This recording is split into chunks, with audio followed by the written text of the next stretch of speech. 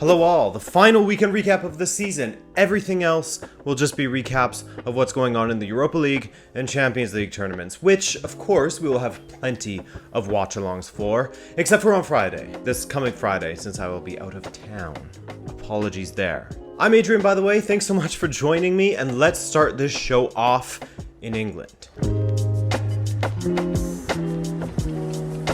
The FA Cup and Chelsea were all over Arsenal early and often, with the goal from Pulisic coming as no surprise in this one after 20 minutes. That said though, I did think that Arsenal did well to press high following that in order to make Chelsea's counter and quick transition a little more or a little less effective. They were forced into long balls often until about the 60th minute or a little earlier when Pedro came on.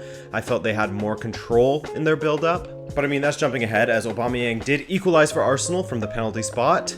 But then, just like that, in the second half, after a spell of Chelsea dominating, Arsenal took their turn to hit them in transition from a driving run from Bellerin. The ball bobbled to Pepe, and Chelsea were completely stretched with Aubameyang left wide open, but he still had a lot of work to do. And dragging it around Kurt Zouma, he scooped it over Caballero with his left. What a goal, honestly. Great patience from Arsenal to wait for their moment to strike. Then it went from bad to worse for Chelsea. After losing two of their starters to injury, Kovacic got his second yellow when he challenged Xhaka, and I felt for Kovacic. It was really an unfortunate yellow in my opinion. The first yellow was definitely deserved, but the second, weird one. Weird, to say the least. There was a spooky moment for Arsenal in the 80th minute when Emi Martinez rushed out to perhaps head the ball. Not sure what happened there, but anyway, he changed his mind in a split second and gathered the ball instead. Now, they didn't show a replay for ages during the live broadcast, but after looking at horrible 8-bit looking ass photos for a while, a high quality image appeared thanks to the BBC, where you can see here when they stopped it. The ball is indeed inside the box when he grabbed it. Just a reminder, because there's much misinformation being spread around the internet. It's the ball that matters, not his feet. If the ball was a few inches over that line, then he would be punished for it, sure. But just because his feet are outside, so long as the ball is inside, which it does indeed look like it was, then he's all good.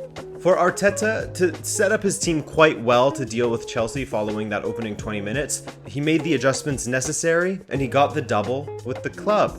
Winner as both a player and a coach in the FA Cup now. So it was a solid way to end the season for Arsenal, as Arteta has showed enough evidence that he has been indeed the right choice for the club at this moment. You never know when someone is taking over a top flight manager for the first time in their career, but just as he was a leader on the pitch and in the dressing room as a player, I think, at least over the course of these 7 or 8 months or so, he's shown that he's also a great leader as a manager. With the team of youngsters that he's guiding, if he can continue on with this trajectory while adding some quality that Arsenal is really dying for in the center back positions as well as in the midfield, then things are looking bright for Arsenal, perhaps brighter than we've seen for quite some time, especially if Aubameyang signs that contract now that he knows they'll be back in Europe next season. Not the Europe he craves for, as I'm sure he wants Champions League football, as most footballers do, but it could be enough for him to sign that paper. And in a final that largely differed from Arteta's, it was a bit of a nightmare for Frank Lampard. I mean,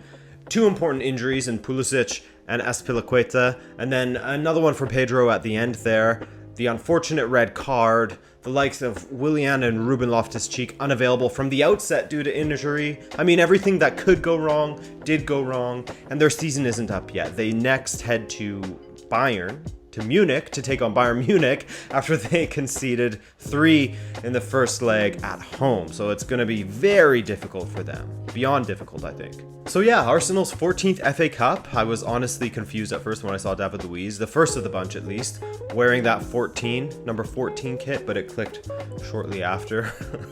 Who will be Arsenal's number 14 next season? The same dude that dropped the FA Cup before lifting it?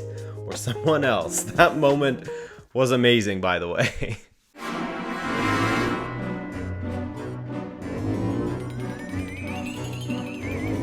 Yes, the final to the Taça de Portugal, or the Portuguese Cup, was this past weekend with Porto and Benfica facing off against each other. I wasn't confident going into this one, given how Porto has gotten the better of us lately, and how much of a minefield the season has been.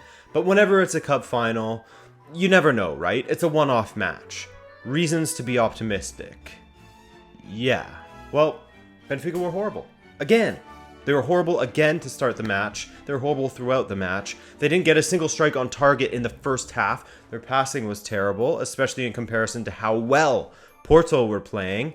They always seemed like they were just a little bit of quality away from creating a dangerous opportunity, whether it's through Marega or Corona or whoever. But Benfica was handed a lifeline when Luis Diaz was sent off for taking his foot down the leg of Andre Almeida. That could have been a straight red in itself. I actually thought that the first yellow was a bit whack for Luis Diaz, but his challenge on Almeida, I mean, look for yourself. The studs of your boot have absolutely no business being up and around someone's knee. He drew blood, etc. Not that blood is a deciding factor, but all of that didn't matter in the end. It didn't matter, surprisingly. And Sergio Conceição, you just knew he wouldn't be able to keep his cool after that, and he promptly got himself sent to the stands as well. Maybe he did it on purpose, as his record in finals isn't too great. So Benfica won up at half, but only as far as personnel goes. Well, 2 up, if you want to count the sending off of the coaching staff as well. We later got a coaching member sent off as well. But anyways, to get an idea of how things were going, at the half, 0-0, 1 red to Porto, 1 coach sent to the stands. Did they have reasons to feel aggrieved? Yeah, maybe. In some situations, I won't try to say otherwise, but they were also playing on the edge in their typical fashion against us, especially since Conceição has been the manager at Porto. They've always been playing like that against us, and it's a strange thing playing with that amount of intensity, because it can, in theory, be a double-edged sword. Porto played with a ton of intensity, and were clearly better than us because of that intensity, but were punished in some cases for it, while Benfica played with none at all, and looked horrible out there. Absolutely horrible. In the second half, Porto deservedly took the lead thanks to 2 set pieces, shock, a man down and 2-0 up. I mean, Porto scores a lot from set pieces, and we concede a lot from set pieces. So it wasn't a shock at all when they scored from that free kick that Odi was flapping at, and no one at the back post picked up Mbemba. Really? A man down and 2-0 up. Embarrassing from Benfica, but again, credit to Porto for showing some fight. Something we never had in this match. Late on, Vinicius was a lucky boy when he swung out at Pepe. Obviously a huge reaction for Pepe, but still, that's the kind of stupidity from Vini that can only harm your team. Didn't love seeing that. So yeah, a 2-1 win for Porto against all odds when looking at this match from the end of the first half at least. But let's face it, just as we didn't deserve to win the Liga, we didn't deserve to win this Taça. While this isn't the strongest Porto I've ever seen, it's not a Porto you're going to look back on and remember like, that was a great Porto side. But besides that, they fought all season. All season long, they have just carried on, and when Benfica would shoot themselves in the foot or play like shit or play scared, Porto carried on with spirit. I mean, in this match, you had all of their subs and coaching staff or whoever those people were in the stands acting as their ultras, while our camp was just sitting there, shitting their pants in silence, while the team is suffering on the pitch, incapable of stringing a few passes together when we are a man up. It was a mess. It was a mess. It was embarrassing. But for Porto, a cup double, they beat us 3 times this season, so there can be no mistake as to who was superior on the season. Certainly not us. We choked at every opportunity we had to choke at, and I'm big mad at this team right now. And I look forward to next season already. Should be a fun season with JJ back at the helm to do battle with Porto, and now I am getting back to a more positive place to see out the rest of this weekend recap.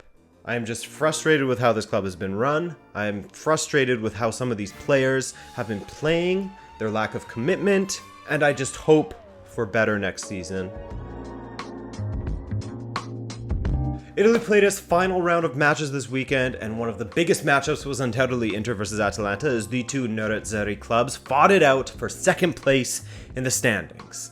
Atalanta played relatively alright, not up to their usual standards in the attack, as Duvan Zapata blew a couple of big chances, and it wasn't until Malinovskyi and Muriel came on that I found that Atalanta looked to be a big threat to Inter's defense in the second half. But the thing is, after just 20 minutes of play, Inter were already 2-0 up. First, we saw Ashley Young setting up Danilo D'Ambrosio for the opener in the first minute of the match, and then in the 20th, Young went from setup man to scorer as he scored a classic by his standards, cutting in from the left and curling a strike to that far post. From there, Inter's defense and midfield stood pretty strong, shutting out Atalanta, and to think Conte has had to play Gagliardini so frequently in midfield. If they got a solid reinforcement in there, they'll be looking good. That plus the fact that Stefano Sensi has been missing for what feels like the entirety of the season after starting so strongly. I thought he was going to have an incredible season, but I mean, keeps on getting injured, never really finding his footing. Hope for much better luck next season for him. And I don't think that this has been a failure by any means for Antonio Conte, just because they didn't win the Scudetto. He's still getting the shape of the squad, and in direct comparison to the last few seasons, it's been a big improvement. I mean, they finished 1 point off of first, for goodness sake, thanks in part to Juve's issues, but still, that goes to show how they are closing the gap, how they're closing in on Juve, in my opinion, and next season should be fun.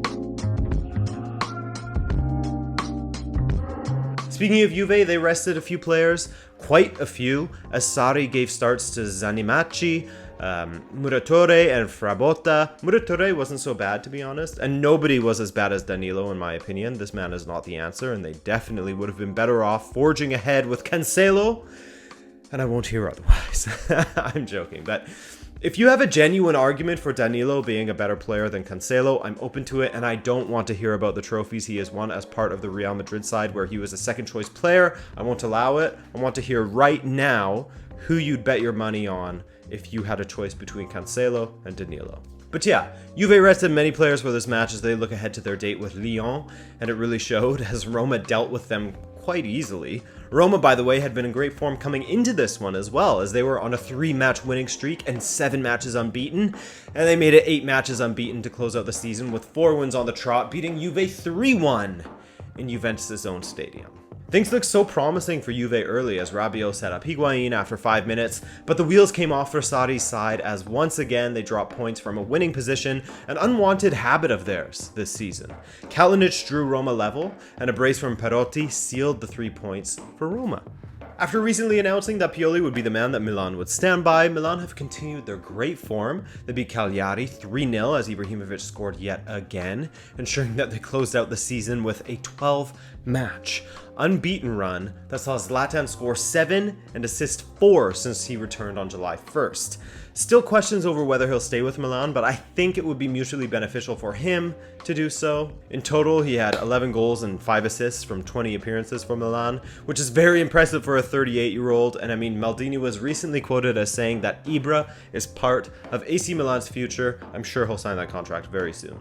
Some stability would be nice. Ibra sticking around with Pioli to help guide this team would be huge for not only Milan, but for the Serie A. More quality in the league equals more competitive football, which means more competition for the top.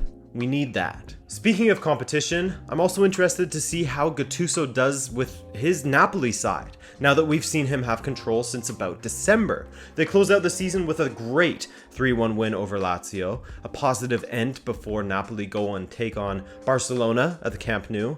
After seeing how Napoli dealt with their Coppa Italia run, actually, ultimately winning it via a shootout against Juve, I could see them moving on against Barca. You know, I see some similarities between Juve and Barcelona, and while the match is played on the pitch and not on paper, I don't know, I wouldn't put it past Napoli to get something and move on from this. Also, they recently announced the signing of Victor Osimhen, which is a great bit of business by them, as he has looked fantastic for Lille this season. He did a great job of filling in for the departed Rafael Leão and Pepe. But anyways, that goal Immobile scored against Napoli meant he equaled Higuain's record of 36 in a single Serie A season. So close to breaking it. The people of Napoli would have been extremely happy if Immobile had scored a brace, taking him up to 37 and thus beating Higuain, the man who they think is a Judas. As long as Napoli still won, though. Of course, a 3-2 win would have done it. And with that, let's look at the final table in Italy. Juve win the league by a single point over Inter, with Atalanta taking 3rd, and Lazio, despite their free falling, still finished top 4. Roma, Milan, and Napoli round out the top 7, and at the bottom of the table we say goodbye to Spal, Brescia, and Lecce. Our regards to all of you. May we see you again in the top flight very soon. And may we see you back on the channel soon as well. Thanks for joining me this season on the Weekend Recap. I hope you enjoyed yourself. And we'll catch you in the next video, a special on a certain player that has fallen severely out of favor at his current club. Who could it be? Get it going in the chat. All right, boys. Ciao.